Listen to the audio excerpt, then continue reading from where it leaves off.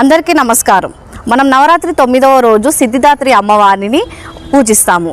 అయితే సిద్ధిదాత్రి అమ్మవారిని ఎందుకు పూజించాలి అని అంటే, ఒక సాధకుడు నాలెడ్జ్ గెయినింగ్ ప్రాసెస్లో ఉన్నప్పుడు ఏంటంటే తను కాజేషన్ గురించి తెలుసుకుంటాడు, అలాగే ఈ స్పేస్ గురించి తెలుసుకుంటాడు, ఈ టైం గురించి తెలుసుకుంటాడు. సో ఇవన్నిటి గురించి తెలుసుకొని ఒక అట్మోస్ట్ పీస్ స్టేట్కి అనేది వస్తాడనమాట.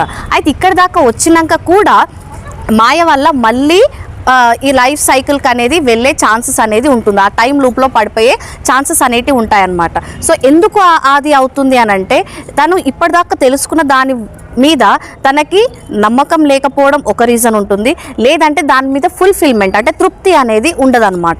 దానివల్ల మళ్ళీ లైఫ్ ఆఫ్టర్ లైఫ్ అనేది తీసుకోవడం జరుగుతుంది. సో ఇలాంటి ఒక సైకిల్ నుంచి, ఇలాంటి ఒక తృప్తి లేనితనం నుంచి ఒక ఫుల్ఫిల్మెంట్కి తీసుకొచ్చే అమ్మవారే మన సిద్ధిదాత్రి అమ్మవారు అనమాట.